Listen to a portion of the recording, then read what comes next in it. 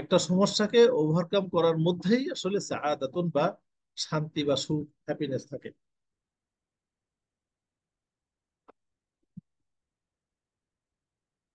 এবং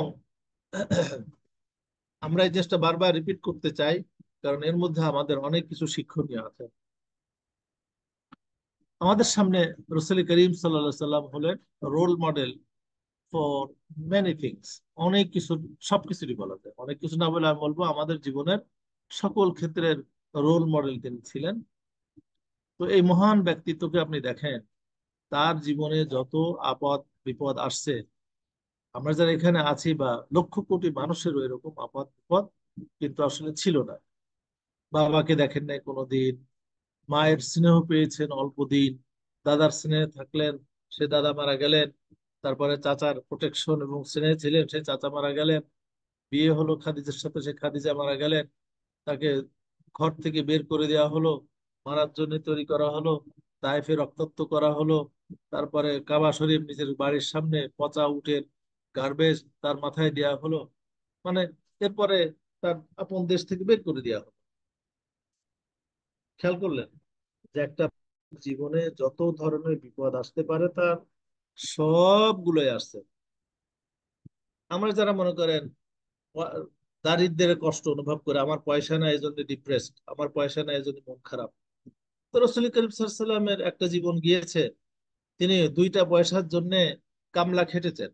খেয়াল করছেন, দুইটা পয়সার জন্য কামলা খেটেছেন। কিসের কামলা? তার চাচা আবু তালেবের কামলা খেটেছেন, ছাগল চড়াতেন। এবং তিনি বলেছেন যে কুনতু আনা মা'আলা কারারিত, আমি ছাগল চড়াতাম মাত্র কয়েকটা পেনি, মানে কয়েকটা পয়সার জন্য। সুবহানাল্লাহ। এই যে মহামানবটা, তার একটা জীবনের অংশ গিয়েছে যে কয়েকটা পয়সার জন্য তিনি মরুভূমিতে ছাগল চড়িয়ে বেরিয়েছেন, অথচ আব্দুল্লাহ ছিলেন মক্কার একজন মানে প্রিন্সের মতো। সুবহানাল্লাহ আযীম। তো রসুল করিম সাল্লাম দেখেন বাপকে পান নাই, এবং অর্থনৈতিক কষ্টে তার এত কষ্ট হতো যে নিজে চলার জন্য বা মাকে চালানোর জন্য মরুভূমিতে ছাগল চড়িয়েছেন কয়েকটা পয়সার জন্য। তো এত কষ্ট করার পরেও আপনি কোন রাবি, মুসলমান হোক অমুসলমান হোক, কারোর কাছ থেকে কোনো রেওয়ায়ত পাবেন না যে রাসূলুল্লাহ সাল্লাল্লাহু আলাইহি ওয়াসাল্লাম কখনো অসুখী ছিল বা অসুখী ছিলেন। তার কষ্ট ছিল কিন্তু তিনি অসুখী ছিলেন না। তো এই কষ্টের মধ্যেও যারা সুখ পান, তার মুখে হাসি ছিল, তিনি নিজে মুচকি হাসতেন, অন্যদেরকে হাসাতেন, সুখ দিতেন। এইটা হলো সাআদা। সুবহানাল্লাহ। এবং এটা কিন্তু মানে এই যে সচেতন সুখ বানিয়ে নেওয়া, সুখের সন্ধান খুঁজে পাওয়া, সুখের কেকটাকে তৈরি করা, যারা এটা করতে পারে এরাই আসলে সত্যিকার অর্থে সুখী। আর যারা দুনিয়ার অস্থায়ী জিনিস নিয়ে সুখ পেতে চায়, তারা কিন্তু আসলে কষ্ট পায়। কারণ অস্থায়ী জিনিসগুলো যখন পায় তারা সুখী হয়ে যায়, তখন তারা অসুখী হয়ে যায়। সুতরাং এই লোকগুলো কিন্তু আসলে তারা সাঈদ নন, তাদের সাআদা নেই। তাদের হয়তো সুরুরুন আছে, ফারহাতুন আছে, হয়তো সুকুন আছে, কিন্তু তাদের সাআদা নাই।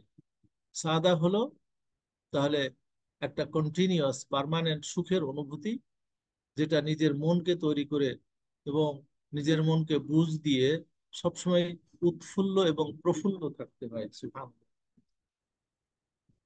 আচ্ছা, এবার আমরা আসি একটা গল্পে, হাদিসের গল্পে।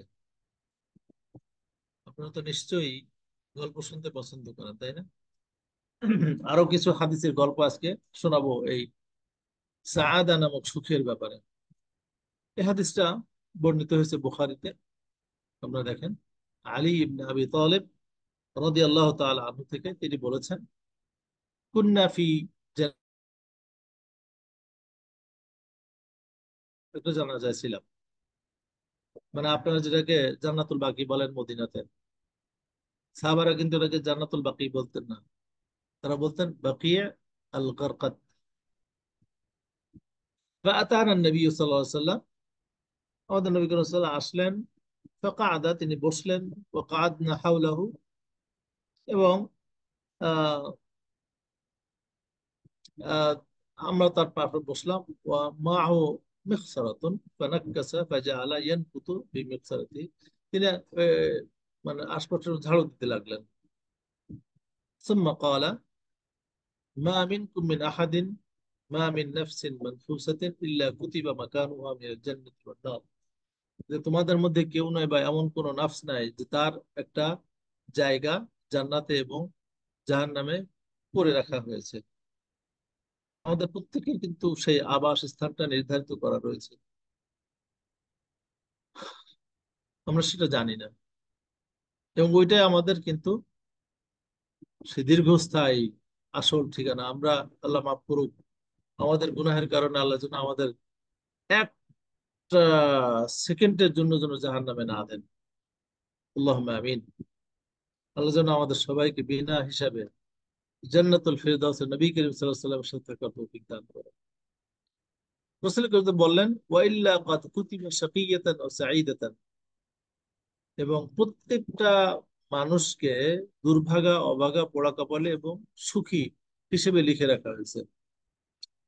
ফাকাল রাজুলুন ইয়া রাসূলুল্লাহ, একজন বললেন, হে রাসূল, আফালা নাত্তাকিলু আলা কিতাবিনা, তাহলে আমাদেরকে যেভাবে লিখে রাখা হয়েছে আমরা কি ওর উপরেই নির্ভর করে থাকবো না? ওয়ানা দাওয়াল আমল, আর কাজ কাম ছেড়ে দেবো না? যদি লিখে থাকা থাকে যে আমি জাহান্নামে যাবো, তাহলে তো আমার কাজ করে লাভ নেই। ওকে।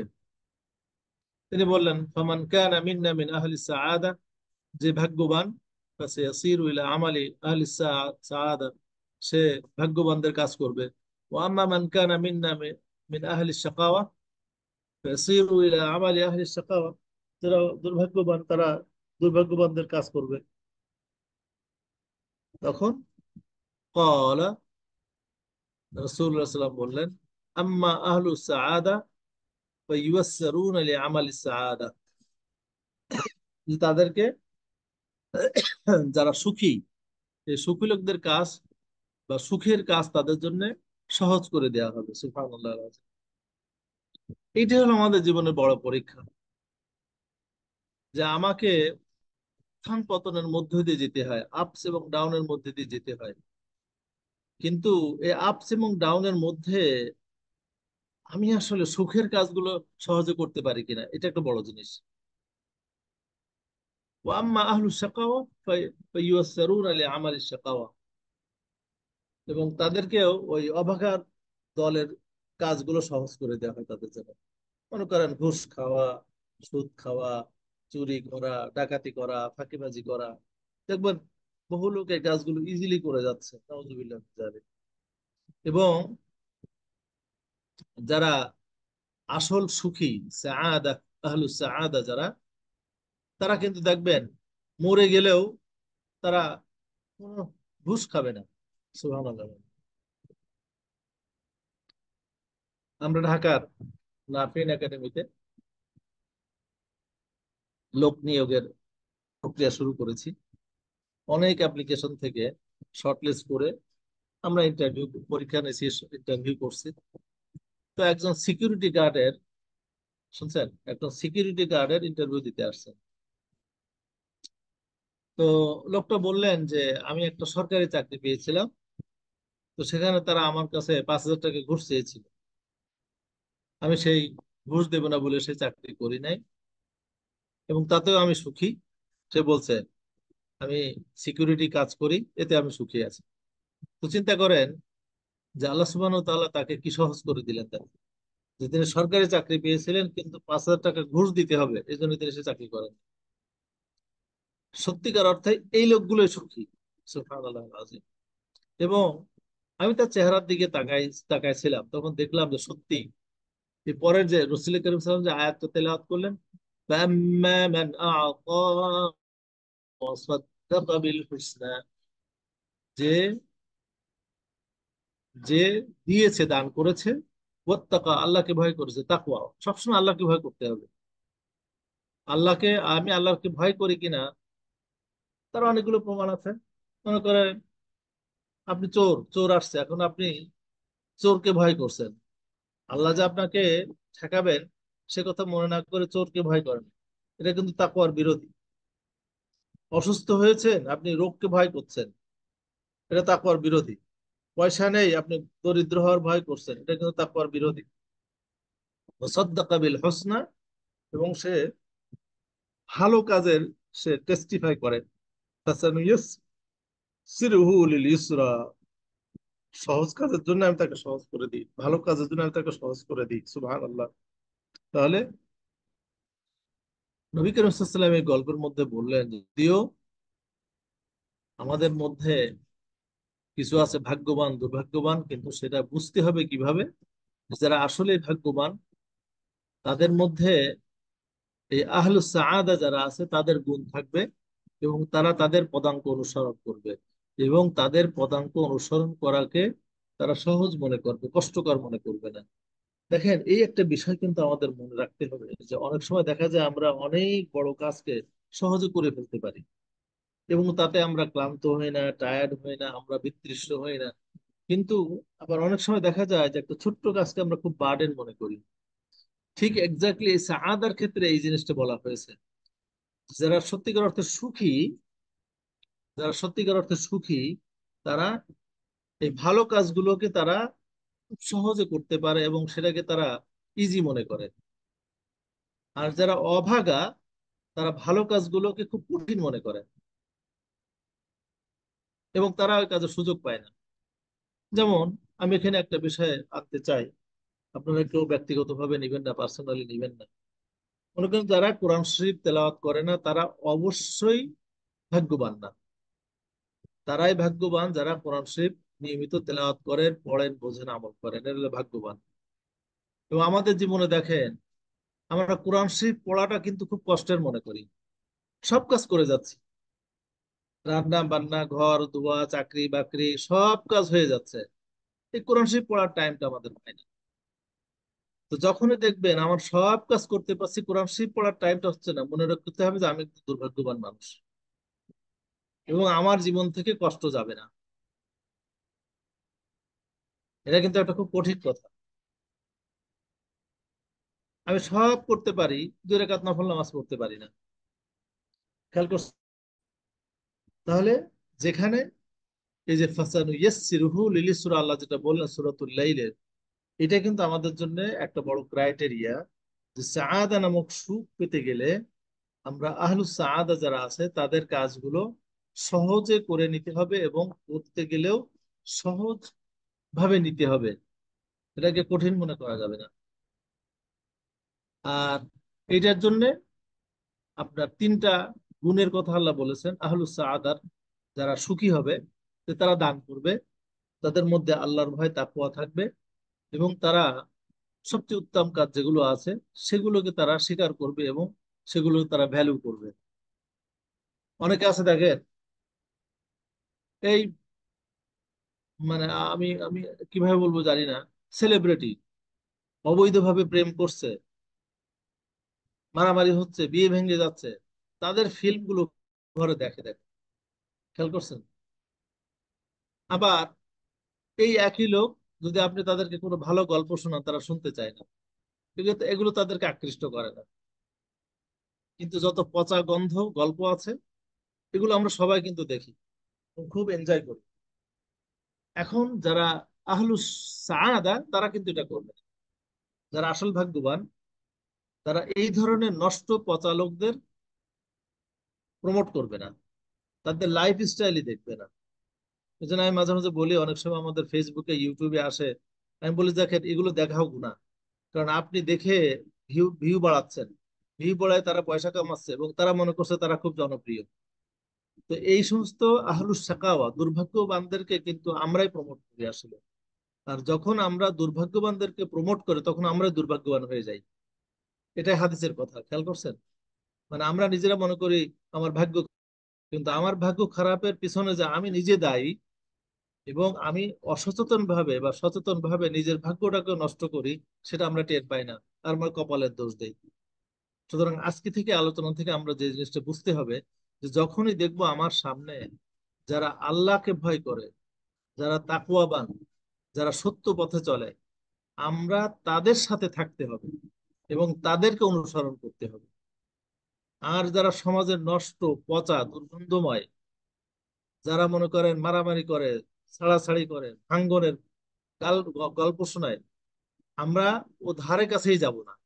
কারণ আল্লাহ নবী বললেন যে যারা আহলু সাআদা, তাদের সাআদাতের কাজকে সহজ করে দেওয়া হবে, আর যারা আহলু শাকাওয়া শাকিয়্যুন দুর্ভাগ্যবান, তাদের জন্য ওই কাজগুলো সহজ করে দেওয়া হবে।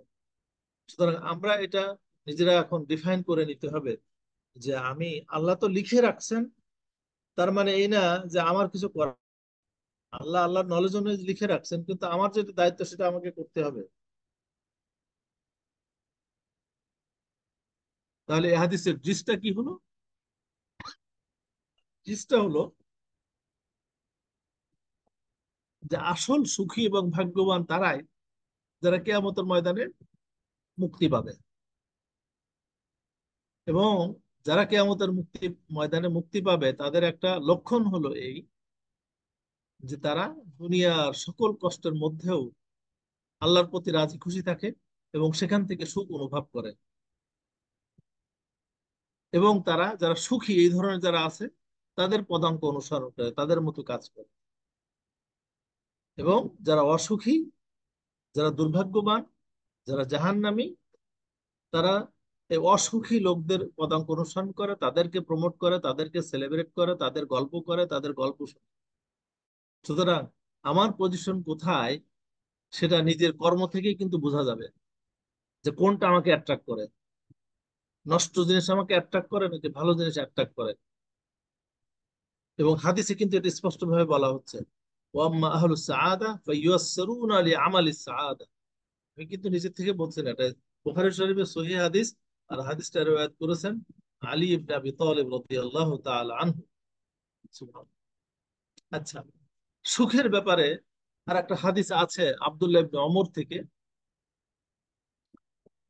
মুহাদ্দিসিন কিরাম এটাকে দুর্বল হাদিস বলেছেন, বাট এটা তো কোনো আমলের বিষয় না, এটা একটা আন্ডারস্ট্যান্ডিং এর বিষয়। রাসূল সাল্লাল্লাহু আলাইহি ওয়াসাল্লাম বলছেন, সাআদাতু কুল্লু সাআদা, পরিপূর্ণ সুখ কোথায়? তুলুল আমর, দীর্ঘ আয়ু, ফি তাআতিল্লাহ, আল্লাহর আনুগত্যের মধ্যে দীর্ঘ জীবন পাওয়া, আয়ু পাওয়া সুখের লক্ষণ, সাআদার লক্ষণ, সৌভাগ্যের লক্ষণ। তারাই সৌভাগ্যবান যারা দীর্ঘ জীবী পেয়েছে, দীর্ঘ আয়ু পেয়েছে, বয়স পেয়েছে, এবং তাদের জীবনের সবটুকু আল্লাহর আনুগত্য কাটে। এবং তারাই দুর্ভাগ্যবান যাদের আয়ুটা আল্লাহর অবাধ্যতায় যায়, এমন কাজে যায় যে কাজ করলে আল্লাহ নারাজ হন। নওজুবিল্লাহ মিন যালিক। আনাস ইবনে মালিক রাদিয়াল্লাহু তাআলা আনহু থেকে আরেকটা হাদিস আসছে, যে হাদিসটাও বলা হয়েছে দাঈফ, কিন্তু এটাও আমাদের আহ, এর সাথে অন্য সাপোর্টিং হাদিস আছে। মিনাস সাআদাতি, সৌভাগ্যের একটা লক্ষণ হলো আল ওতাসু ইনদা দুআ, যখন আপনি দোয়া করবেন তখন যদি হাসি আসে, যখন দোয়া করবেন তখন যদি হাসি ওঠে, সেটা সৌভাগ্যের একটা লক্ষণ। সুবহানাল্লাহ আল-আযীম। আল্লাহু আকবার। আচ্ছা, এরপরে আপনার পুরুষ আছেন, তাদের জন্য একটা সুখবর। এটাও সাদ ইবনে ওয়াক্কাস রাদিয়াল্লাহু তাআলা আনহু থেকে বর্ণিত হয়েছে। এর সনদটা দুর্বল। তিনি বলা হচ্ছে মিনাস সাআদাতে, সৌভাগ্য বা সুখের কয়েকটা জিনিস হলো আলমারাতু সালেহা, সতী স্ত্রী, সৎ স্ত্রী, মাশাআল্লাহ। এটা হলো সুখের অনেক বড় একটা উপকরণ। তা এখন বলবেন তাহলে মেয়েদের জন্য কি? মেয়েদের জন্য আলমারু সালেহ, একজন সৎ পুরুষ, সৎ স্বামী, এটা হলো সুখের একটা বড় উপকরণ। দুই নম্বর হলো আল মানজিলুল ওয়াসি', প্রশস্ত বাড়ি, বড় বাড়ি, এটা সুখের একটা কারণ। দুনিয়ার জীবনে আসলে বাড়িটা যদি একটু বড় হয়, প্রশস্ত হয়, মনটা ভালো লাগে। যদি একটা গার্ডেন থাকে, ভালো লাগে, এটা কিন্তু স্বাভাবিক। আর একটা হলো ওয়াল মার, একটা সুখী বাহন, সেটা গাধা হোক, সেটা ঘোড়া হোক, সেটা গাড়ি হোক, মোটর বাইক হোক, বা বাইসাইকেল হোক। সুবহানাল্লাহ আল-আযীম। এটা সুখের একটা কিন্তু উপকরণ। এই যে আল মারকাবুল হানি, সুবহানাল্লাহ, দেখেন হাদিসটা আল হানি, মানে এমন একটা যানবাহন যেটা চড়লে খুব ভাল লাগে। আহ আমি একটা গাড়ি চালাতাম, সুবহানাল্লাহ আল-আযীম। আমার গাড়িটা ওরকম খুব লেটেস্ট মডেলের ছিল না, কিন্তু এই গাড়িটা ড্রাইভ করে সুবহানাল্লাহ আযীম, আমি এত আরাম পেয়েছি, এত সুখ পেয়েছি, শুধু আমি না, আমার বন্ধু বান্ধব, আমার ফ্যামিলি মেম্বার যারা এই গাড়িটা চালিয়েছেন সবাই বলে যে একটা অসম্ভব রকমের, মানে কি বলা যায়, স্মুথ এবং কমফোর্টেবল গাড়ি। সুবহানাল্লাহ, কোনো আওয়াজ নেই, ঝাঁকি নাই। আমি মাঝে মাঝে বলতাম যে আমি যখন গাড়ি চালাই মনে হয় না আকাশে ভেসে যাচ্ছে। সুবহানাল্লাহ, আমি যে ড্রাইভ করছি তা নিজে ফিল করি না। তো এই যে রাসূল করিম সাল্লাল্লাহু আলাইহি ওয়াসাল্লাম বা একটা দুর্বল হাদিসে আসছে যে আল মারাতু সালেহ, এখন যে সমস্ত পুরুষরা এই বউ নিয়ে সমস্যা আছে, তারা তো অসুখী। যে সমস্ত নারীরা হাজব্যান্ড নিয়ে সমস্যা আছেন তারাও অসুখী। তাহলে এর মধ্যে থেকে সুখ কিভাবে খুঁজে পাবো আমি, বলেন তো? এই সুখ খুঁজে পাওয়ার জন্য আপনাকে ওই সমস্ত উদাহরণ আনতে হবে। আসিয়া আলাইহিসসালামের চিন্তা করেন, বেচারি মানুষের জীবনে যত নির্যাতন কষ্ট ভোগ করা যায় সবগুলো করেছেন, কিন্তু তিনি আল্লাহ শুকরিয়া কখনোই বন্ধ করেন না, আলহামদুলিল্লাহ বলা বন্ধ করেন নাই। এত কঠিন পরীক্ষার মধ্যে ইমানের পরীক্ষায় তিনি টিকে ছিলেন, আর আল্লাহর প্রতি রাজি খুশি ছিলেন। আর রাজি খুশি থাকায় তার পুরস্কার কি হয়েছে? সুবহানাল্লাহ আজিম, আসিয়া আলাইহিসসালাম মৃত্যুর আগে তার জান্নাতের প্রাসাদটা দেখে গিয়েছেন। সুবহানাল্লাহ, ফেরেশতা তারে দেখাই দিছে, একদম এরকম ছবির মতো করে এনে তার চোখের সামনে দেখাইছেন যে এই যে দেখো, তুমি একটু ধৈর্য ধরো, তুমি মরার পরেই এই জায়গাটায় এই প্রাসাদে তুমি চলে যাবে। সুবহানাল্লাহ, তার সারা জীবনের কষ্ট, তিনি তো অসুখী ছিলেন না আল্লাহর প্রতি, তিনি আল্লাহর প্রতি সুখী ছিলেন, আল্লাহ তার পুরস্কারও দিয়েছেন। মৃত্যুর আগেই তার জান্নাতটা দেখে গেলেন। আল্লাহু আকবার, মরণের আগে যদি এরকম তার জান্নাতটা দেখতে পারে, তার মরণটা যে সুখের হবে তাতে কোনো সন্দেহ নেই। যেটা উন্নয়তে আমরা পড়ি, ইয়া আইয়াতুহান নাফসুল মুতমাইন্না, আল্লাহু আকবার, তিনি কষ্ট করেছেন কিন্তু নফসটা কিন্তু মুতমাইন ছিল। এই নফসটা কিন্তু ডিপ্রেশন ছিল না, এই নফসটা ডিপ্রেশন ছিল না, এই নফসটা ছিল, ঝড় আসছে আসুক, এরকম একদম নিস্তব্ধ দাঁড়িয়ে আছে, কোনো ভয় নেই, আতঙ্ক নেই। মানে এই সাআদা হলো, আমি যেটা বলবো, একটা আতঙ্কহীন জীবন। সুবহানাল্লাহ, একটা আহ, দুশ্চিন্তা মুক্ত জীবন, একটা দুশ্চিন্তা মুক্ত জীবন। খারাপ চিন্তা করবেন না, নেগেটিভ চিন্তা করবেন না, পজিটিভলি নিতে হবে।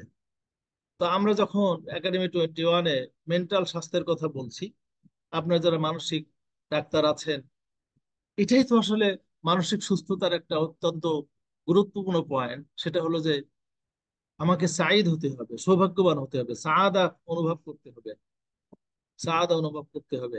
আসিয়ার মতো আগুনে পুড়ে গেল, তেলে ঝলসে গেলেও মুখের হাসি কিন্তু বন্ধ হয় নাই, মুখের হাসি আসিয়ার বন্ধ হয় নাই। তার নাফটা পরিতৃপ্ত একটা নাফস। আর তার পুরস্কারও তিনি পেয়ে গেলেন কি? জান্নাতি ফেরেশতাকে আমন্ত্রণ করলেন, সম্মান করলেন, আর তার জান্নাতের ছবিটা তার চোখের সামনে দেখিয়ে দিলেন। আল্লাহু আকবার, এরাই হলো ভাগ্যবান, এরাই হলো সাঈদ, এটাই হলো সাআদা। মানে কঠিন অবস্থায় নিজেকে স্থির রাখা এবং যে কোনো পরিস্থিতিকে ইতিবাচক ভাবে নেওয়া, ভবিষ্যতে ভালোর আশায় ঠান্ডা থাকা, ভবিষ্যতে ভালোর আশায় অনড় থাকা, এটি হলো সাআদা। তার মানে সাআদা জিনিসটা হলো কিন্তু কোনো কিছু পাওয়ার মাধ্যমে না, সাআদা সুখটা হলো ভবিষ্যতে কিছু পাবো, সেই আশাটাই হলো সাআদা। এবং সেটা হলো আলটিমেট সাআদা, যেটা আখেরাতে হয়, দুনিয়াতে হবে না। তাহলে এই যে দুনিয়ার জীবনে যে সমস্ত সাআদার কথা বলা হয়েছে, এগুলোও কিন্তু আমাদের পরীক্ষার একটা বিষয়। এরপর আর একটা হাদিস আমি নিয়ে আসি। সুবহানাল্লাহ আল আজিম, আব্দুর রহমান ইবনে আউফ যখন ইন্তিকাল করেন, তার আগে গুশিয়া আলাইহি, তিনি অজ্ঞান হয়ে যান। সুম্মা আফাক, তারপরে তিনি আবার চেতনা ফিরে পান। উখবেরা, তাকে বলা হয়েছে, অথবা আখবারা আন্নাহু জাআহু মালাকান, যে তার কাছে দুইজন ফেরেশতা আসছে। ফাকালা, তারা এসে বললেন, ইনতালিক, চলো, হাকিমকে ইলাল আজিজিল আমিন, আল্লাহর কাছে তোমার বিচার দেই, চলো। ফাকালা লাহুম মালাকুন আখার, ইরজিআ, তাকে আরেকজন ফেরেশতা বললেন, তোমরা চলে যাও। ফাইন্নাহু মিম্মান কুতিবা লাহুম আস-সাআদা, যে আব্দুর রহমান ইবনে আউফ হলেন এমন লোকদের মধ্যে যাদের জন্য সাআদা লেখা হয়েছে। এই সাআদা লেখা হয়েছে, ওহুম ফি বুতুনি উম্মাতিহিম, আর তারা তাদের মায়ের পেটে ছিলেন, অর্থাৎ মায়ের পেটে থাকতেই তাদেরকে সাঈদ বা সুখী হিসেবে লিখে রাখা হচ্ছে। সুতরাং তোমরা আল্লাহর কাছে বিচার দিও না, তোমরা তাকে মুক্তি দাও। তো আমরা আজকের এই আলোচনা থেকে যে বিষয়টা নিতে চাই সেটা হলো যে আমরা সবাই সুখী হতে চাই, কিন্তু সবাই আমরা সুখী হই না। কারণ আমরা আসলে সুখের মর্মটা জানি না। সুখী হতে গেলে আমাদের সুখটাকে তৈরি করে নিতে হবে, দুঃখটাকে বিজয় করে, দুঃখটাকে জয় করে ওটাকে সুখ পরিণত করতে হবে। আল্লাহর পক্ষ থেকে যে কষ্টগুলো আসে, সেই কষ্ট হলো দুই প্রকারের। একটা হলো শাস্তি, আর যে কোনো শাস্তির পরে মওকুফ হয়ে গেলে তখন সুখ আসে। আর একটা হলো পরীক্ষা। তো পরীক্ষা তো অবশ্যই অবশ্যই অবশ্যই সুখী থাকতে হবে। আপনারা যারা এখানে আছেন, পড়াশোনা করেছেন, চাকরি বাকরি করেন, প্রত্যেকেই অনেক কঠিন কঠিন পরীক্ষা দিয়ে বড় বড় চাকরি পেতে হয়েছে। যত বড় চাকরি তত বড় কঠিন পরীক্ষা, যত বড় সার্টিফিকেট তত বড় পরীক্ষা। তা এখন এইটাই যদি বিষয় হয়, এবং এই ধরনের পরীক্ষা দিতে আমরা সুখ অনুভব করি এবং এদেরকে ভাগ্যবান মনে করি। আপনারা যারা পিএইচডি করেছেন, একটা পিএইচডি করতে গেলে কি ধরনের কষ্ট হয়, যারা পিএইচডি করেছেন তারা জানেন। আর বিশেষ করে যারা ওয়েস্টে পিএইচডি করেছেন তারা জানেন যে পিএইচডি যন্ত্রণাটা কি। আমার এক সুপারভাইজার বলতেন লন্ডনে, যে পিএইচডি মানে পার্মানেন্ট হেড ডাউন অথবা হেড ড্যামেজ। যে পিএইচডি মানে হলো হেডটা পার্মানেন্টলি ড্যামেজ হয়ে যাবে, মানে এত বেশি, মানে হাতুড়ি পেরানে করা হয় একটা পিএইচডি কমপ্লিট করার জন্য। তো এই যে কেন, একটা সুখের সন্ধানে আমি ডক্টর হব, বড় চাকরি করব, বিশ্ববিদ্যালয়ে চাকরি করব। আপনার যারা বিসিএস দিয়েছেন, যারা বিসিএস এ পাশ করেন তারা জানেন বিসিএস পাশ করতে গেলে কি ধরনের পড়াশোনা করা হয়। এদের তো আসলে সুখ নাই, শান্তি নাই বাহ্যিক ভাবে, কিন্তু তারা এই কষ্টটা খুব হাসি মুখে বরণ করেন। কেননা আমি চাকরি পাবো সরকারি। আর আহ, অন্য দেশের কথা বাদ দেন, আমাদের দেশের সব সরকারি চাকরি পাওয়া মানে হলো দুনিয়ার একটা জান্নাতকে জন্য পেয়ে যাওয়া। সুবহানাল্লাহ। আমাদের এক বড় ভাই, তিনি তার একটা নতুন গাড়ি দেখাচ্ছিলেন কালকে। সুবহানাল্লাহ। তিনি সরকারের থেকে সুবিধা পেয়ে নতুন গাড়ি কিনেছেন। তো বলছেন, ভাই সরকারি চাকরি করলে, বিশেষ করে বড় বড় চাকরি করলে এই ধরনের সুবিধাগুলো পাওয়া যায়, কিন্তু তাকে এই চাকরি পেতে গিয়ে তাকে যে কষ্ট করে আসতে হয়েছে, এটার কথা আমরা অনেকে ভুলে যাই। সুতরাং এই কষ্টের মধ্যে দিয়েও আমরা সুখ অনুভব করতে হবে, এবং ভবিষ্যতের সুখকে পাওয়ার জন্য আল্লাহর উপরে সবসময় তাওয়াক্কুল করতে হবে, আল্লাহর প্রতি রাজি খুশি থাকতে হবে, এবং সব কিছু আল্লাহর উপরে ছেড়ে দিতে হবে। আমরা যে যারা আমাদের বিষয় আশয়গুলো আল্লাহর উপরে ছেড়ে দিতে পারি তারাই বেশি সুখী। আর এই বিষয়গুলো যারা নিজের হাতে রাখে তারাই বেশি অসুখী এবং তারাই বেশি কষ্ট পায়। সুতরাং আমরা যেন নিজের কষ্টটাকে নিজের হাতে না নেই, নিজের সুখটাকে যেন অন্তরে রেখে আল্লাহর হাতে ছেড়ে দেই। এবং এটাই হলো আসল সুখ, এবং এরাই হলো ভাগ্যবান, এরাই হলো ভাগ্যবতী। আমরা দোয়া করি, আমরা যারা শুনছি, দেখছি, শুনবো, সবাইকে যেন আল্লাহ আসল সুখী করেন, মিন আহলি সাআদা করেন, তাদেরকে যেন দুনিয়া এবং আখেরাতে ভাগ্যবান করেন। আল্লাহুম্মা আমিন। একাডেমি 2021 যারা আছেন এবং এর বাইরেও যারা আছেন সবাইকে যেন আল্লাহ সাঈদ করেন, শুধু আবু সাঈদ ভাই না, সবাইকে যেন সাঈদ ও সাদা করেন। আল্লাহুম্মা আমিন। বারাকাল্লাহু ফিকুম, সুবহানাক আল্লাহুম্মা বিহামদিকা, আশহাদু আল্লা ইলাহা ইল্লা আনতা, আস্তাগফিরুকা ওয়া আতুবু ইলাইক। আসসালামু আলাইকুম ওয়া রাহমাতুল্লাহি ওয়া বারাকাতুহু। ওয়ালাইকুম সালাম স্যার। স্যারকে অসংখ্য ধন্যবাদ চমৎকার একটি বিষয় নিয়ে আলোচনা করার জন্য। বিশেষ করে আমি অনেক বেশি পুলকিত, আনন্দিত এবং উল্লসিত আজকের এই বিষয়টি নিয়ে। আমি জানতাম যে সাঈদ শব্দটাও কোরআনে উল্লেখ আছে, বাট আজকে একদম কনফার্ম আয়াতের রেফারেন্স সহ আমি পেয়েছি। আমি আসলে আরো আজকে নিজেকে আরেকটু বেশি ভাগ্যবান মনে করছি। তো সবাইকে অসংখ্য ধন্যবাদ স্যারের চমকপ্রদ আলোচনা শোনার জন্য। এখন আমাদের উপস্থিত দর্শকদের মধ্য থেকে কেউ যদি আজকের আলোচনা রিকেপ করতে চান বা সামারিটা টানতে চান, দয়া করে আপনি হ্যান্ড রাইজ করতে পারেন অথবা স্বপ্রণোদিত হয়ে আপনি বলতে পারেন।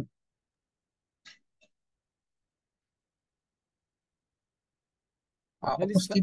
সাইদ খালি সামারি কেন, যদি কেউ কোনো প্রশ্ন করতে চান তাহলে প্রশ্ন করার সুযোগ হ্যাঁ, দেন। কেউ যদি কোনো প্রশ্ন করতে প্লিজ, আপনাদের জন্য সবার জন্য ওপেন ফ্লোর প্লিজ।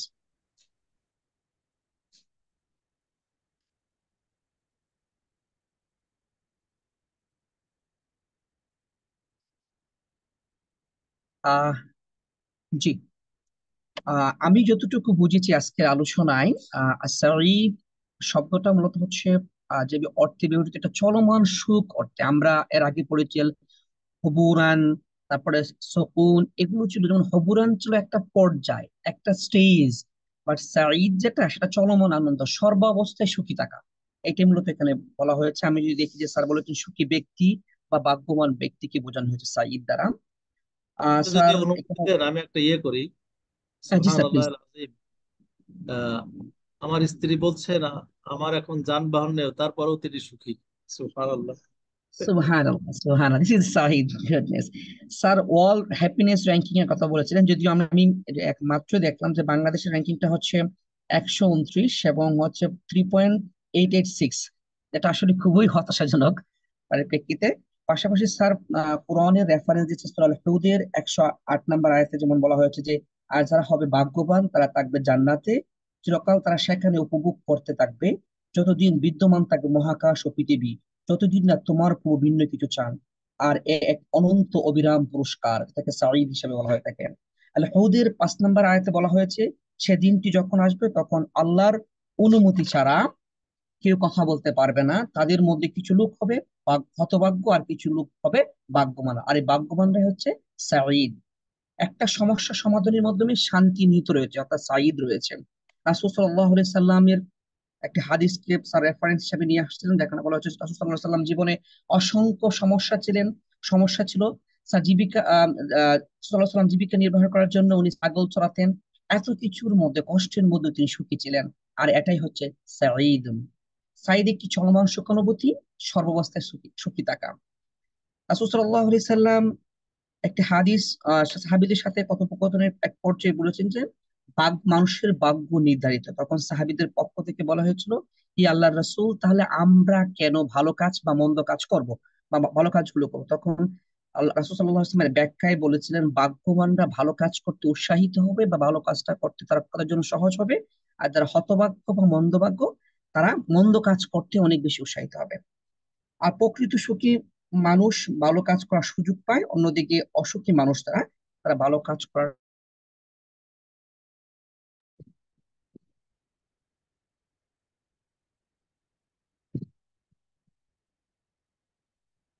এটা হলো রাস্তা। হ্যালো। জি, আমাকে শুনতে পাচ্ছেন? জি ওস্তাদ, শুনতে পাচ্ছি।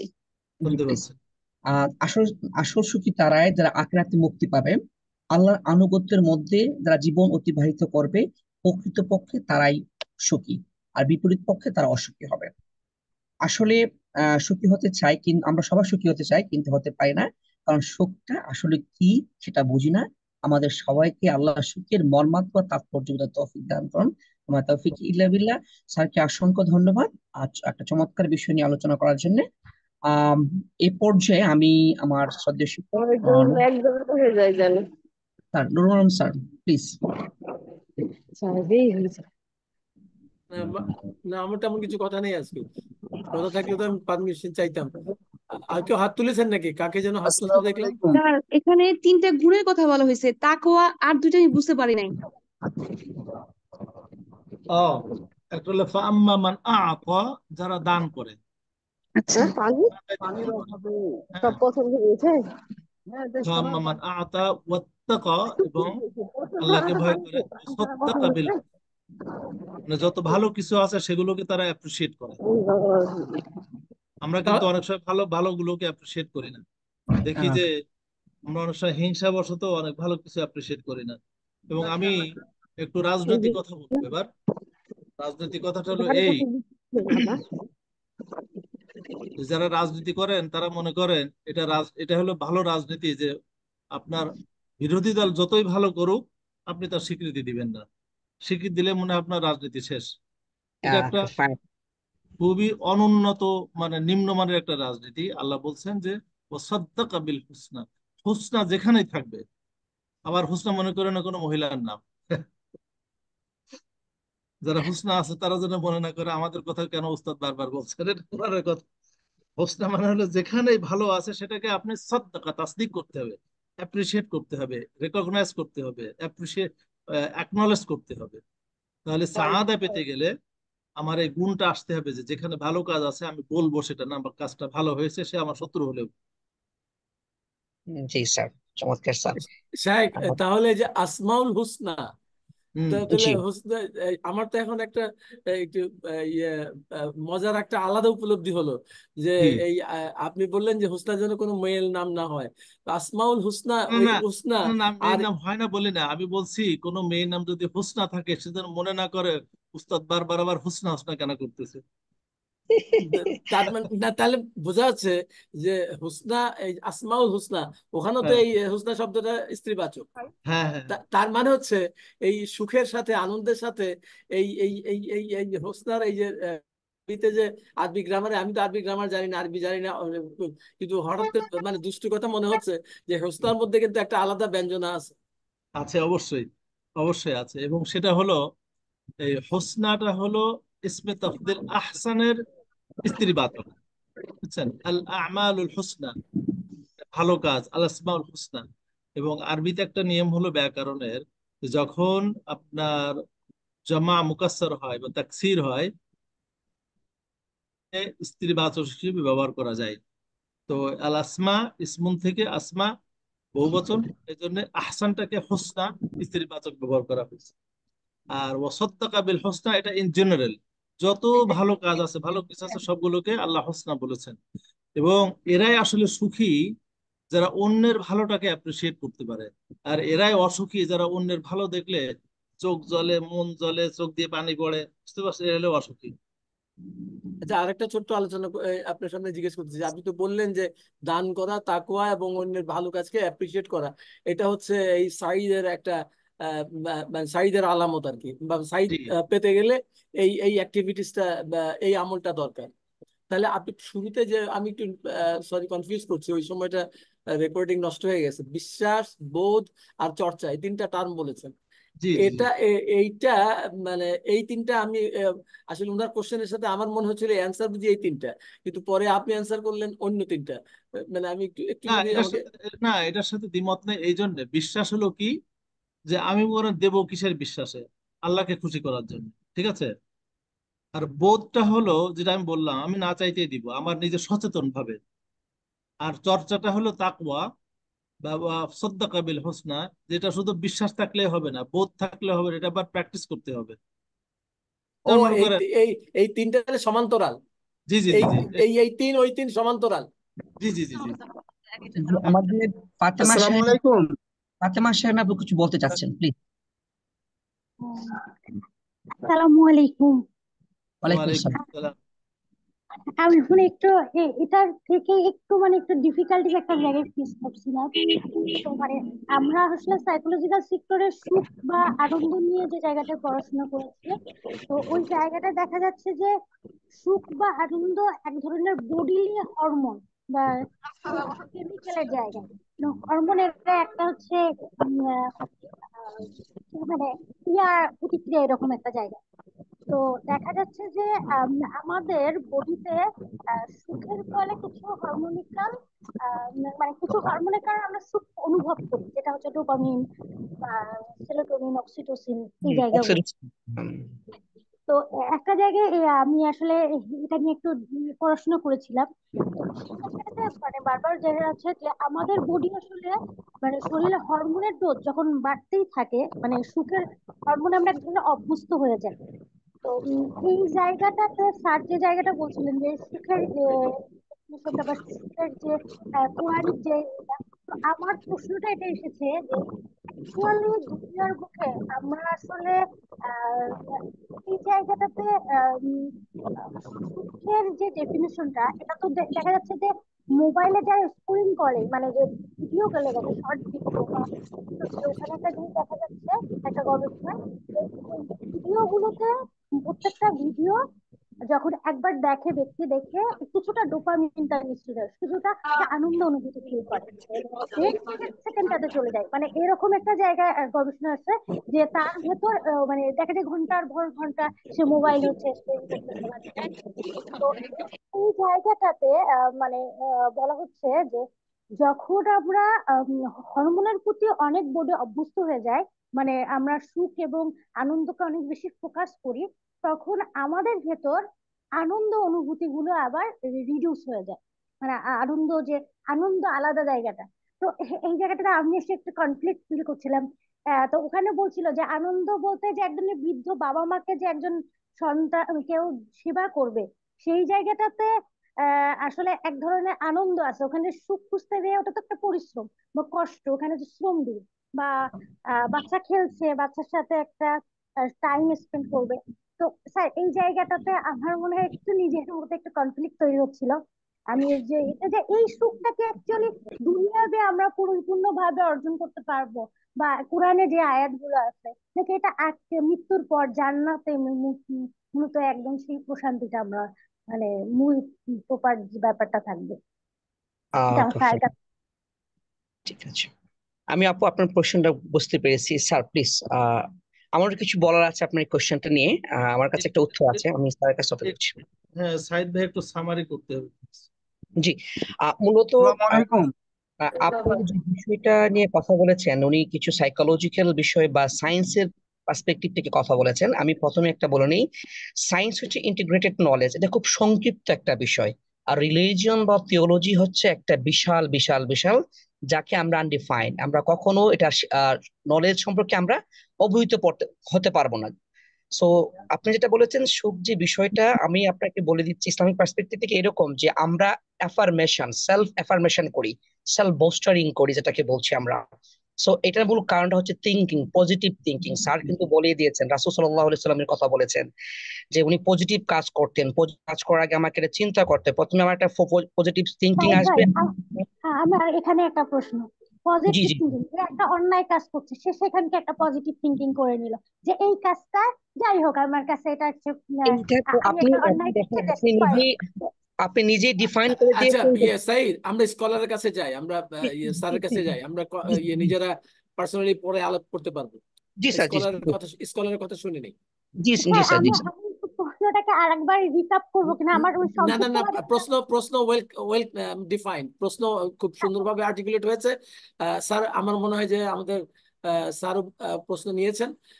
আপনার স্যারের কাছে একটা অ্যান্সারটা শুনি। আমি আসলে দুঃখিত, এই সাউন্ডের কারণে আসলে কনফ্লিক্টটা কোথায় হচ্ছে ওইটা আমি ধরতে পারি নাই।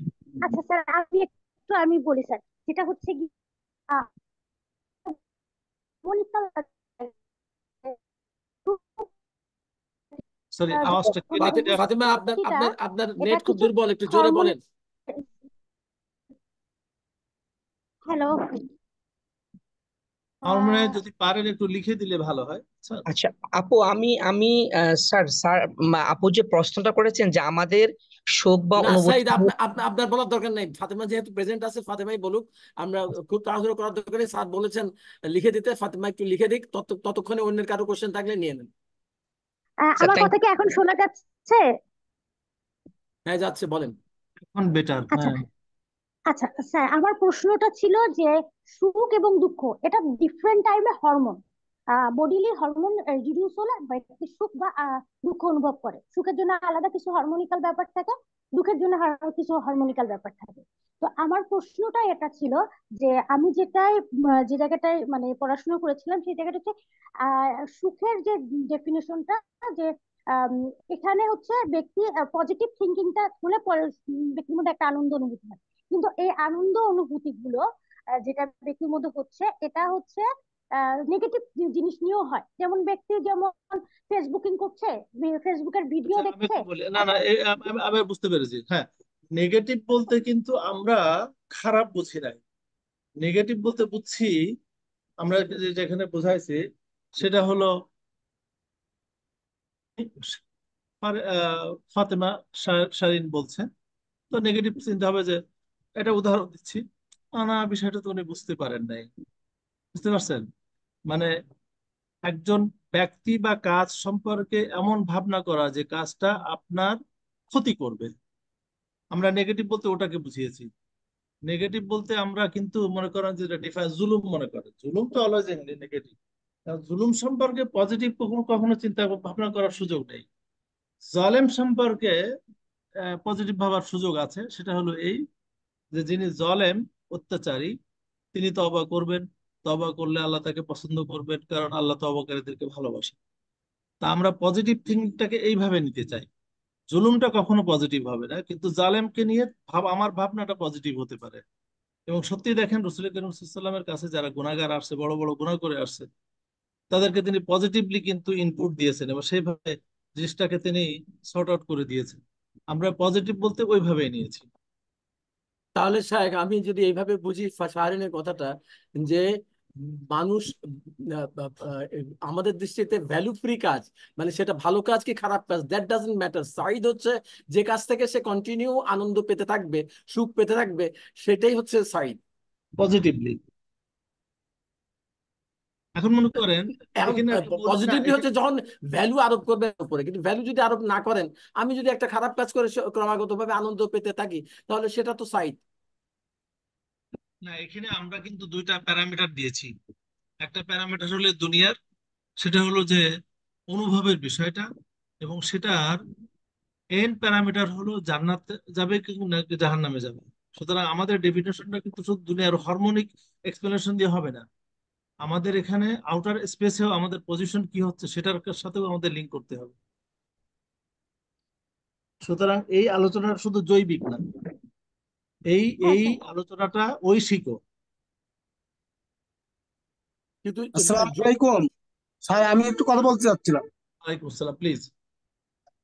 জি, আপনি আজকের আলোচনা, চমৎকার আলোচনা, আহলুস সাকাওয়া এবং আহলুস সাআদা, এই যে দুটো কথা বলতে, যে আপনি যে সতীন স্ত্রীর কথা বলছেন, অর্থাৎ যার ঘরে একজন সতীন স্ত্রী আছে, আমরা তো তার দুর্ভাগ্য জানি যে সে সাকওয়া, কিন্তু এখানে আপনি রিভার্স বলছেন।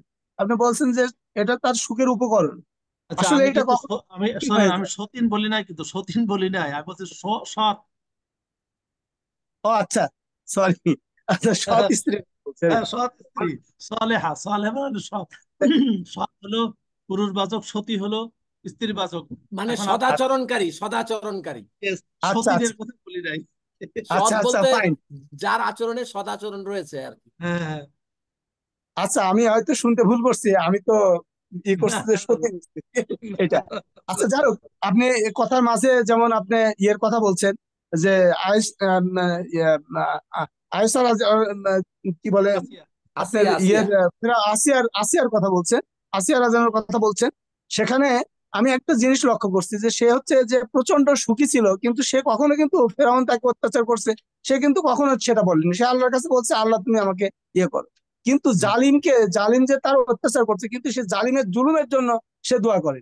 তো এইটা হচ্ছে যে, এইটা কিনা একটা সাকিনার আর একটা স্টেজ কিনা, যে আমরা যখন জুলুমে পড়বো, তখন আল্লাহর উপরই চাপো। যেমন আজকে ফিলিস্তিনের শিশুরা, তারা কিন্তু তাদের মুখে হাসি। কয়েকদিন আগে তারা দেখতাম যে তারা কাঁদতো, তাদের পুলিশ যখন তাদের মাকে ধরে নিয়ে যাচ্ছে, তাদের হাতে কামড় দিত, ঢিল দিত। এখন তারা জানছে যে তাদের ভবিষ্যৎ প্রজন্ম যারা আছে, যারা চলে গেছে, তারা বেহেশতে চলে গেছে, এবং তারা বেহেশতের জন্য প্রস্তুতি নিয়ে আছে। তাদের খাদ্য খানা, তাদের মুখে যেন একটা হাসি দেখি। এইরকম যারা জেলে আছে, জেলে থেকে সৌভাগ্য দেখে, কষ্টে পড়ে সৌভাগ্য দেখে, সুখী সুখী দেখে, সেরকম একটা আলোচনা আজকে শুনলাম। যে এইটা আসলে আমাদের এই আহ ইয়েকে, হ্যাপিনেস কে ওন করার জন্য আমাদের সেই ধরনের একটা, মানে কষ্টটাকে সুখ করে নিতে হবে। সেটা আপনি বোঝাইতে চাইছেন কিনা? জি, জি। আচ্ছা ঠিক আছে, ইয়ে ইয়ে ভাই, আমি একটু ইন্টারভিউ মানে ইয়ে করি। ঠিক আছে, আমরা যে সমস্ত উদাহরণ দিয়ে আমরা বোঝার চেষ্টা করছি আলহামদুলিল্লাহ, কিন্তু আমার ব্যক্তিগতভাবে আমি নিজেও চেষ্টা করছি এবং সবার কাছে আবেদন থাকবে, এই শব্দগুলোর মানে, এই কনসেপ্ট আমাদের পার্সোনাল লাইফে, আমাদের ফ্যামিলি লাইফে, আমাদের পার্সোনাল রিলেশনশিপের জায়গায় আমরা স্থাপন করি। আমরা রুগী দেখা অথবা সমাজের আর বা পৃথিবীর আর জায়গায় এই শব্দগুলোর প্রয়োগের ইয়ে দেখতে না যে, আমরা যদি আমাদের নিজেদের জীবনে এই শব্দগুলো তাৎপর্য এবং এর প্রয়োগ এগুলো নিয়ে বেশি তাকাই, তাহলে বোধহয় সম্ভবত আমরা বেশি লাভবান হব।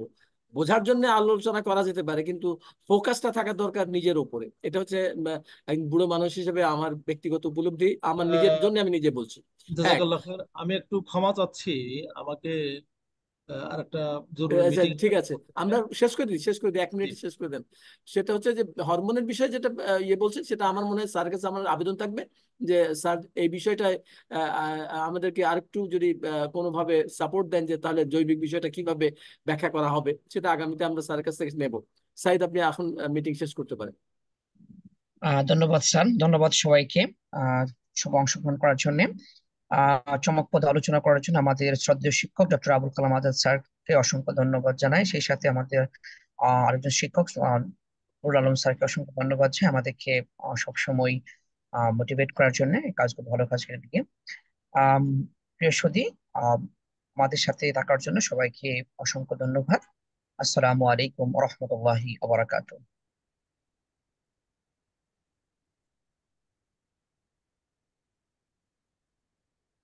ইনশাল্লাহ আমরা আগামী শনিবার আবার বসবো আপু।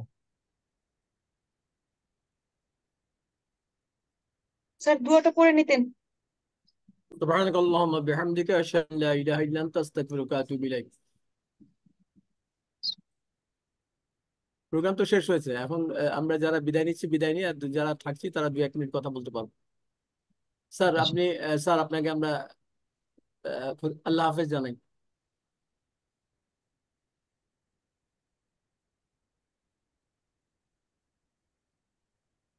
আহ, হ্যাঁ, এ- এ- আসসালামু এম, আলাইকুম। আচ্ছা, না ফাতেমা শারীন কি চলে গেছেন নাকি? ফাতেমা শারীন আছেন? ও, ফাতেমা শারীন চলে গেছেন, তাহলে এখন কথা বলার দরকার নেই। ঠিক ওই আছে উনি স্যার, আমরা তাহলে ফাতেমা শাহরিন চাচ্ছেন যে স্যারের সাথে পার্সোনালি আলাপ করবেন। এগুলো তো একটা বিষয় হচ্ছে কি, যে ব্যক্তিগতভাবে টেলিফোনে যদি মানে একটু জটিল বিষয় হয়, আমরা টেলিফোনে স্যারের সাথে কথা বলে নিতে পারি, অথবা মেইলে তার কাছ থেকে অ্যান্সার চাইতে পারি। আলোচনা হ্যাঁ, হ্যাঁ। ব্যক্তিগত পর্যায়ে আলোচনা করা যেতে পারে, সব আলোচনা তো এখানে সময় এবং পরিবেশ অ্যালাউ করে না। জি আমি স্যার, জি স্যার। সাইদ আপনার সাথে যে বিষয়টা কথা বলতে চাই সেটা হচ্ছে জি স্যার, জি। যে আমাদের ক্লাসে, গত ক্লাসে কিন্তু 40 প্রেজেন্স ছিল, এইবার আজকে দেখলাম 24 কমে এসছে একটা 27 ক্লাসে। 27 আবেদন ছিল। যাই হোক, মানে একটা উল্লেখযোগ্য পরিমাণ উপস্থিতি কমে যাচ্ছে। এর আগে 50+ হয়েছিল।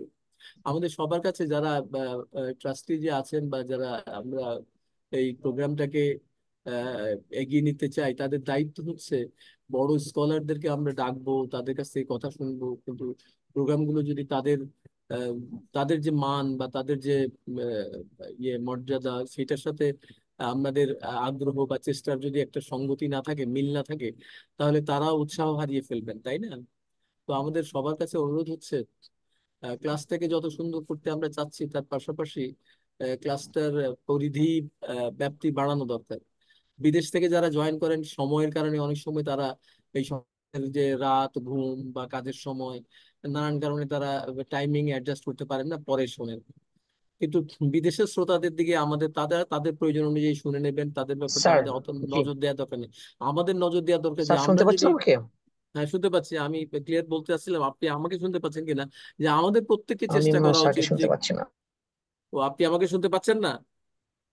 হ্যালো, শুনতে পাচ্ছেন না? আমি শুনতে পাচ্ছি, কিন্তু অন্যরা আচ্ছা, শুনতে পাচ্ছে বেশি নেটওয়ার্ক লোক এই শুনতে ধরনের পারবে সমস্যা না হয়। জি বরং স্যার, চলে আমাদের গেছে। উচিত হচ্ছে এই ক্লাসটাকে কিভাবে আমরা একটু মানে তার উপস্থিতি সংখ্যা বাড়াতে পারি। স্যার, আমি কিছুই এবং শুনতে পাইনি লাস্টে, আমার একটা কল আসছিল। জি স্যার, যেটা আপনি ঠিক বলছিলাম, আসলাম।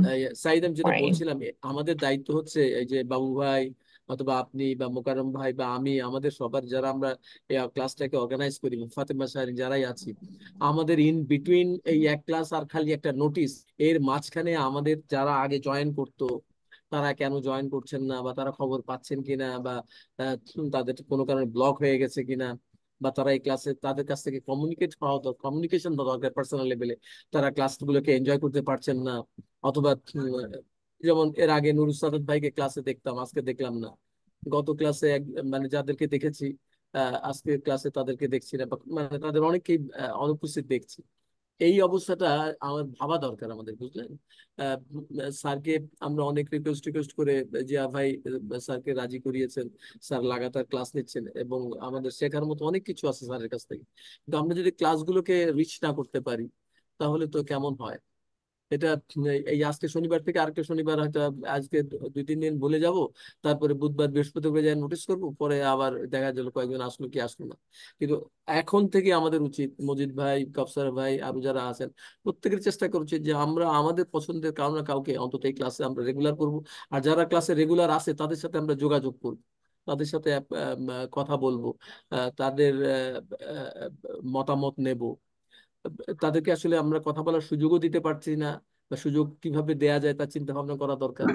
তো এগুলো নিয়ে আমাদের একটু মত বিনিময় করা দরকার, জিয়া ভাইয়ের সাথেও কথা বলা দরকার, ইভেন ইভেন কি স্যারের সাথেও কথা বলা দরকার যে স্যার কি মনে করছেন, বা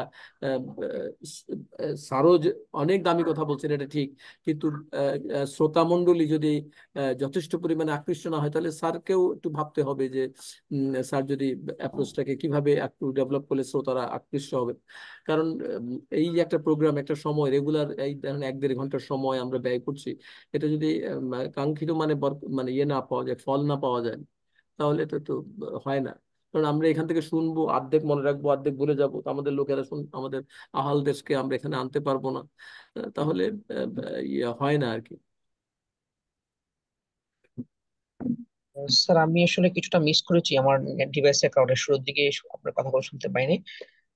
স্যার না, ইনশাল্লাহ আমার পক্ষ থেকে একটু সাহায্য তো করবেন আল্লাহ, বরকত তো দেবেন আল্লাহ, কিন্তু আমাদের এফোর্ট দেওয়া দরকার। আমার মনে হচ্ছে আমাদের এফোর্টের ঘাটতি আছে, জি স্যার অবশ্যই আছে স্যার, আমাদের অনেক লিমিটেশন আছে। আমাদের এফোর্টের ঘাটতি আছে, এফোর্টের দিকে একটু তাকান, নিজেরা নিজেরা কথাবার্তা বলা দরকার। আসসালামু আলাইকুম রহমতুল্লাহ।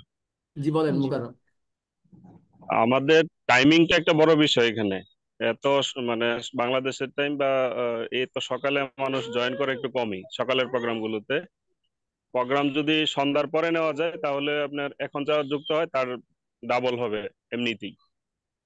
আর আরেকটা বিষয় হলো যে আমাদের তো শনিবারে প্রোগ্রাম হয়, মেসেজটা 2-3 দিন আগে দেওয়া হয়, তারপরে আবার 2-3 বার রিমাইন্ডার দেওয়াটা ভালো।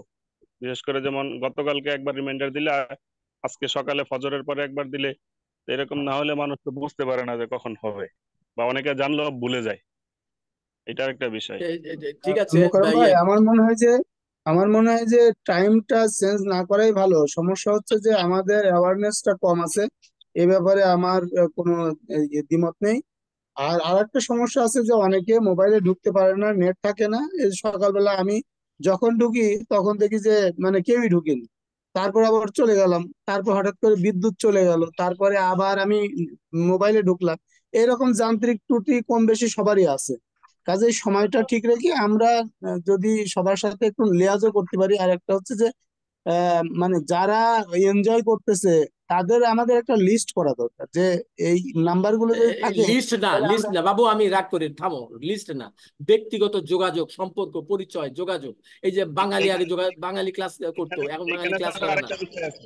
এখানে যারা গত ক্লাসে আসছে, ওই ওই গত ক্লাসের আজকে হয়তো ধরেন 30% আসে নাই, এরকম হবে। কারণ গ্রুপে আমাদের প্রায় 500-700 লোক আছে, ওইখান থেকে সবাই প্রত্যেকদিন জয়েন করে, এরকম সংখ্যাটা হয়তো 10 বা 15। বাকিরা হইলো নতুন। হ্যাঁ, এরকম নতুন সেটাই তো এখানে। সেটাই বলছি। এই বাকিরা যদি আমরা, এই যে আমি কয়েকজনের নাম জানি, আশিকুর রহমান চপল, তারপরে বগুড়া থেকে আমিন সাহেব, তারপরে জি। ইয়েতে পাবনা থেকে মহিউদ্দিন স্যার, তারপরে এই যে আমাদের খোকসা থেকে বাঙালি, এরকম কয়েকজনের নাম আমি আমি তো সবার ফলো আপ নিতে পারি না, অত নজরুল ইসলাম সময় হয় আছে, না। তারপরে মনোয়ার এ- আপা আছে, রোবেনা আপা আছে, এরকম যারা আছে 15-20 জন আছে, যারা মানে 15 জন আছে যারা রেগুলার জয়েন। যারা রেগুলার জয়েন করে তাদের সাথে আমাদের পরিচয় সম্পর্ক থাকা উচিত।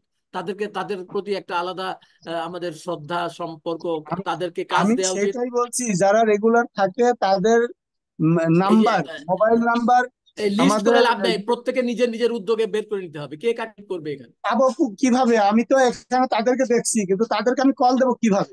একের নাম্বারটা আমাকে জানতে হবে যে আমি সে তোমার গ্রুপ গ্রুপ থেকে খুঁজে নাও, গ্রুপে যে 4-500 লোক আছে, সেটার জন্য যোগাযোগ তো সেটার জন্য এই যে গ্রুপ থেকে কে কার। 400-500 লোকের মধ্যে কারা কোন ইয়ে মিটে এখন এত পরিমাণ মানে আচ্ছা ইয়ে আমাকে বলে এই হচ্ছে। লিস্টটা কে করবে, বাবু তুমি বলে এই লিস্টটা কে করবে। একটু একটু আমি কড়া করে বলছি, কে কে করবে লিস্টটা করতে, লিস্ট করা দরকার, তো লিস্ট করা নেট দরকার বুঝলাম, তাহলে এটা কি নুরুল আলম করবে? না, না, লিস্ট এটা লিস্ট তাহলে এই সেই জন্য বলছি লিস্ট করাটা বড় কথা না, বড় কথাটা একটু বোঝার চেষ্টা করো, একটু মানার চেষ্টা করো যে আমাদের কাউকে উদ্যোগ নিতে হবে, সেই উদ্যোগটা নেওয়ার জন্য একা একা উদ্যোগ নিতে গেলে পারা যাবে না, মানে এটা কষ্টকর হবে, কয়েকজন মিলে নেওয়া দরকার। কিরকম যে আপনি কাকে কাকে চেনেন, কে কে মোকাররম ভাইয়ের সাথে আলাপ করলে 3-4টে নাম পেলে, 3-4টে মোবাইল নাম্বার পেলে, আবার যদি তুমি গ্রুপে যাও, গ্রুপে যে দেখবা যে কিছু কিছু নাম্বার পেয়ে যাবা, ওই যে আমাদের যে গ্রুপের মধ্যে তো তালিকাটা আছে, যে 500 লোকের মোবাইল নাম্বার আছে, তালিকা আছে। তারপরে এদের কাউকে কাউকে আমরা যারা রেগুলার জয়েন করে তাদেরকে আমরা তাদের ঠিকানা নিয়ে নিয়ে তাদের কাছে আমরা একাডেমি 21 এর বইটা পাঠিয়ে দিতে পারি। তাদেরকে আবার রিকোয়েস্ট করতে পারি যে আপনি চেনেন নাকি যারা রেগুলার জয়েন করে, আপনি আপনার মাধ্যমে কেউ কেউ জয়েন করে নাকি, তাদের নামটাম বলেন। এইভাবে রেগুলার বেসিসে আমাদেরকে একটু চেষ্টা করে যেতে হবে। প্রতি ক্লাস পরেই সাইদ, তুমি, আমি, মজিদ ভাই, মুকাররম ভাই, এরা যারা আছি তাদের সবাইকে আভ্যন্তরীণ যোগাযোগের মাধ্যমে প্রতিদিন কিছু কিছু করে কাজ করতে হবে, তারপর একটা লিস্ট তৈরি হয়ে যাবে। হঠাৎ করে যদি আমি তোমাকেও বলি বা তুমি আমাকে বলো, আমরা এককভাবে কেউ লিস্টটা বানাতে পারবো না, আর বানায় সেটা খুব ফলপ্রসূ হবে না। ওই লিস্ট বানাতে হবে, আর যাদের সাথে পারা যায় 1-2 জন করে যোগাযোগ বাড়াতে হবে।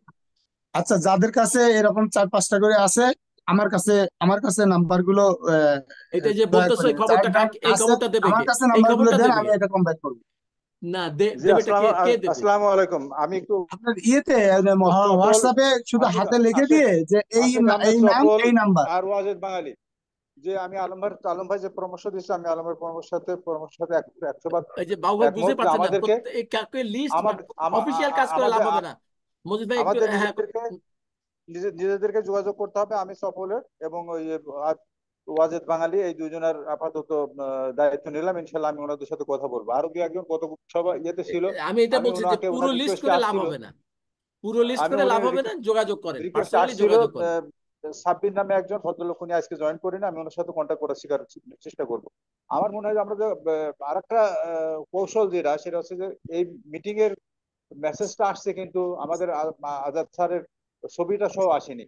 মানুষ কিন্তু ওই যে এখন এমন অবস্থা হয়ে গেছে যে ছবি দেখতেও একটু অভ্যস্ত আর কি। ওনার ছবি দেখলে এবার হয়তো আকর্ষণ ফিল করে অনেকেই হয়তো আসবেন। আমরা যখন সাহিত্যকে রিকোয়েস্ট করবো যে সাহিত্য যখন মেসেজ পেই, তখন ওনার ছবি সম্বলিত মেসেজটা দেওয়া যায় কিনা একটু বিবেচনা করার জন্য বলছি। আর আমি ইনশাল্লাহ আচ্ছা, এটা তিনজনকে ভালো একটা পরামর্শ কন্ট্যাক্ট দিচ্ছে। করবো। ওইটা বোধহয় ঠিক আছে। সাইদ ভাই পারবে না, ওইটা বোধহয় মোকাররম পারবে। আচ্ছা, নাকি সাইদও যে পারতে পারে, যে পারে আর কি। মোকাররমের কাছ থেকে মানে কৌশলটা যদি সাইদ শিখে নেয়, স্যারের ঠিক ছবি আছে, সহ। আমি মুকাররম ভাইকে ফোন দিব।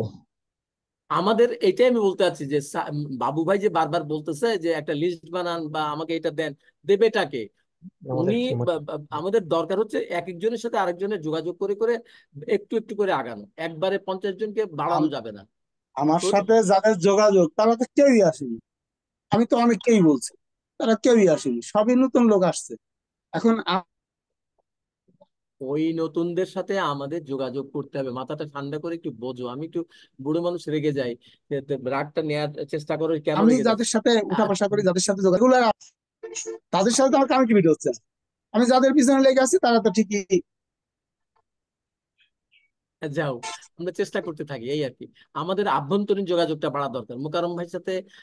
মোকাররম ভাই যেহেতু আমাদের নোটিশটা ফলো আপ করেন, লিস্টটা রাখেন, ইনফরমেশন রাখেন, সেজন্য তার সাথে আমাদের একটু কথাবার্তা বলা দরকার। এই যে একটা সুন্দর পরামর্শ পাওয়া গেল যে বক্তার ছবি সহ নোটিশ করতে, আর একটা সুন্দর পরামর্শ পাওয়া গেল যে একদিন আগে এবং প্রোগ্রামের দিন সকালে নোটিশটা করতে।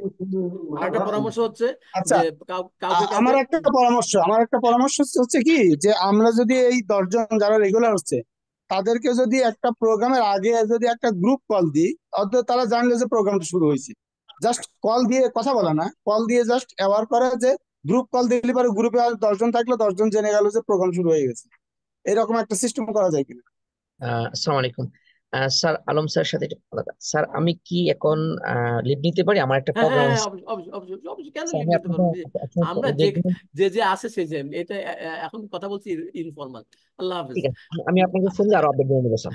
হ্যাঁ, ওনাদের সাথে কথা বলি। আসসালামু ভাই, আলাইকুম। বাবু ভাই, বারবার জি। একটা জিনিস তোমাকে বোঝাতে চাচ্ছি, সেইটা বুঝতেছো না যে উম, যে কোনো ফর্মেই হোক না কেন, পার্সোনাল যোগাযোগের কোনো বিকল্প নাই। পার্সোনাল যোগাযোগের জন্য যে ক্ষেত্র, তো গ্রুপ কল এটা আলাদা একটা আরেকটা গ্রুপ বানাবা। না, আর আরেকটা একটা গ্রুপ মানে কল দেওয়ার জন্য আমি একটা এই আমাকে বল, এই ভার্সন। এই এই এই কাজটা কে করবে? তাহলে মোকাররম ভাইকে আরেকটা গ্রুপ না, কল আমি বানানো। করলাম মানে এটা করলে, এটা যাদেরকে যারা এই যে ভুলে যায়, ঢুকতে পারে না, অন্তত তাদেরকে একটা বিষয়টা কল দিয়ে আমরা এটা করতে পারি কিনা, বিষয়টা বিষয়টা সেটা বলছি, আমি বিষয় চিন্তা করছি।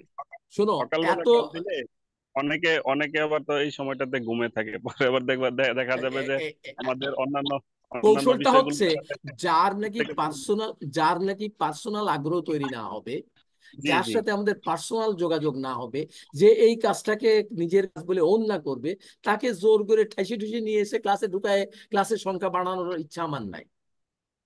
জি এটাকে মাথায় নিতে হবে জোর জার করে কাউকে এখন। আর আরেকটা কথা হচ্ছে, অনেকগুলো নেগেটিভ ফ্যাক্টর আমাদেরকে বুঝতে হবে। প্রথম কথা হচ্ছে, যেখানে কোরআনের আলোচনা হবে, জেনে রাখো, লিখে রাখো। আমি কবরে যাওয়ার পরেও এই কথা, নুরুল আলমের এই কথাটা মনে রেখো, কোরআনের আলোচনা হলে পরে কেউ, শয়তান যেভাবে পারে শয়তান তারে অন্য নামাজ পড়াবে, নফল নামাজ পড়াবে, ওই তারপরে অনেক ভালো কাজ করাবে, কিন্তু কোরআনের ক্লাসে, কোরআনের চর্চায়, কোরআনের গবেষণায় যোগ দিতে দেবে না। না, এটা তো শয়তানের আচ্ছা, কর্মসূচি শেষ। এই যে এখন তাহলে এই আমাদের কাজ করতে হবে যে এই যে আমরা যারা খুঁজে খুঁজে বের করতে হবে যে কারা কোরআনের প্রতি মনোযোগী, কোরআনের জন্য স্যাক্রিফাইস করতে রাজি। আর তারপরে এই যে মনে করো যারা নাকি মোবাইলে যোগাযোগ করতে পারে না, তাদেরও তো একটা দায়িত্ববোধ আছে, যে একটা ডিভাইসে তিনি পারছেন না, তার না পারার দায়িত্বটা আমাদের ঘাড়ে কেন দিচ্ছেন? তিনি এই যে লম্বা সময় আছে, 6 মাস, 1 বছর, 15 দিন, 3 মাস, 2 মাস সময় যাচ্ছে, এই সময়ের মধ্যে উনি উনার মোবাইলের মান বাড়াবেন, উনি উনার মোবাইলের ক্যাপাসিটি বাড়াবেন, বা উনার ডিভাইসের ক্যাপাসিটি বাড়াবেন, বা উনার ইয়ে কি বলে নেটের কানেকশন, যদি বিদ্যুৎ চলে যায় তাহলে যাতে ডাটা কিনে রাখেন, ডাটা কিনে শর্ট করে দ্রুত ডাটাতে চলে যেতে পারেন, বা এই ক্লাসটা করার জন্য তার স্পেশাল একটা ব্যবস্থা তো থাকতে হবে, যে আমি কিভাবে এই ক্লাসটাতে, কোনো ক্লাসে জয়েন করতে গেলে পয়সা দেওয়া লাগে, টিকিট কাটা লাগে, অথবা ইয়ে কি বলে গাড়ি করে যাওয়া লাগে, কিন্তু একেবারে ফ্রি, শুধুমাত্র নিজের ডিভাইসটা রেডি করে সময় মতো অ্যাটেন্ড করবেন। সেইটা যদি কারোর মধ্যে তৈরি না হয়, তাহলে তার কি আর দরকার নেই আমাদের, তার পেছনে আমরা সময় দিতে যাওয়ার দরকার নাই। যার পিছনে সময় দিলে, যত্ন দিলে, সে, তাকে হাত বাড়াই দিলে সে কুয়া থেকে উঠে আসতে পারবে, তার দিকে আমরা হাত বাড়াবো। যে লোক একেবারেই অমনোযোগী, যার এই ক্লাস বোঝার সামর্থ্য নাই, পড়ার আগ্রহ নাই, চিন্তার আগ্রহ নাই, চাচাও ছাড়ে না, আমিও পারি না, আল্লাহ আকবার বলে, একদিন দুদিন আসে, তারপর আসে না, তাদের আমার দরকার নেই।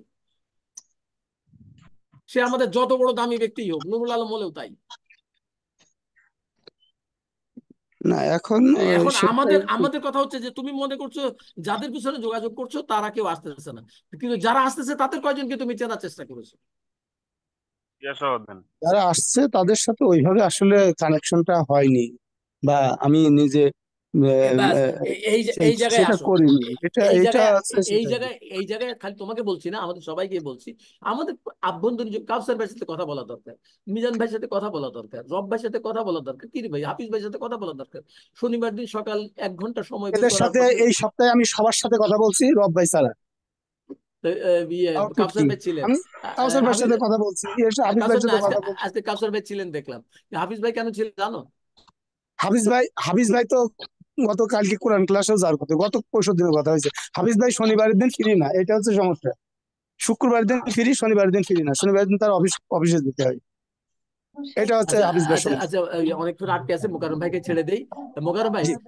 আপনি যে সাজেশনটা দিলেন, এই যে আপনি কবে রাতে কোন সময় হলে পরে আপনি যে মনে করেন যে মানে তাহলে আমি আবুল কালাম আজাদ স্যারের সাথে আলাদা করে কথা বলি যে রাতে হলে কখন আমাদের সুবিধা হয় যাতে আমাদের পার্টিসিপেন্টদের, কিন্তু আসলে আমরা যে শনিবার সকালে যে নিয়মটা খাড়া করি সেটা বদলানোর ঝুঁকি নেব। না, আমার মনে হয় বদলানো ঝুঁকি নেওয়া ঠিক হবে আচ্ছা না। দেখি মোকাররম কারণ ভাই কি বলে দেখি, তোমারটা শুনেছি, তোমার মতামত শুনেছি, মোকাররম ভাই কথাটা শুনি। আমরা তো আহ, আমি 4টা প্রোগ্রামের সাথে যুক্ত আছি, মানে এই ধরনের হ্যাঁ সবগুলাই রাতে। প্রত্যেকটাতে আমরা যখন শুরু করি, বিশেষ করে আবিদ ওস্তাদের তাফসীরটা হয় হলো আপনার একটা হয় বিকেল বেলা 5টা থেকে, আরেকটা হয় রাত্র 9টা থেকে। তো রাত্র 9টার যে প্রোগ্রাম গুলো হয় ওগুলাতে সবগুলাতে লোকজন বেশি থাকে আলহামদুলিল্লাহ। আবার ডক্টর ইমরান স্যারের সাথে করি, ওনারটাও রাত্রে 9টায়, ওইখানেও 50+ 60 70 এরকম থাকে। তো এই হলো আর কি আমার পরামর্শ, ওইডি র্যাঙ্কিংকে আমি বলছি। এখন বাকি হলো যে আপনাদেরও তো ব্যস্ততা আছে, চাইলেই তো আর সম্ভব না। এই হলো বিষয় আর কি। আচ্ছা এটা নিয়ে আমরা তাহলে মানে আর একটু জিয়া ভাই সহ আলোচনা করতে হবে এটা নিয়ে, মানে একটা গুরুত্বপূর্ণ সিদ্ধান্ত তো।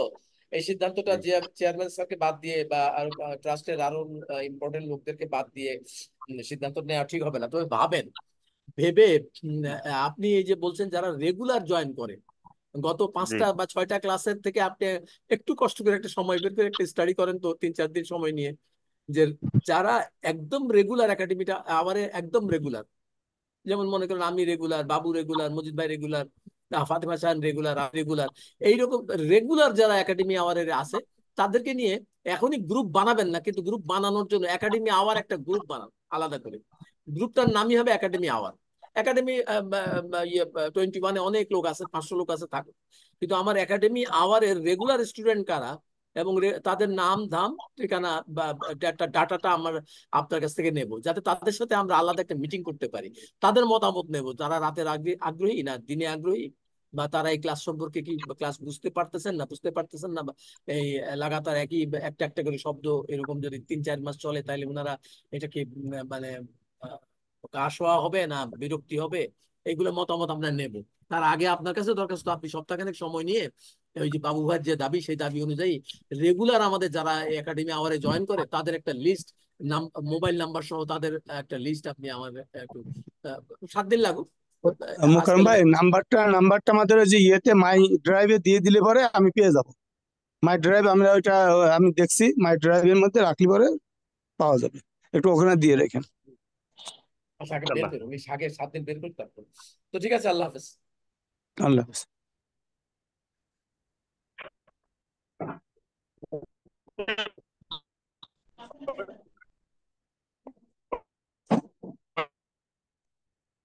ঠিক আছে আলম ভাই, আমি বিদায় নিলাম।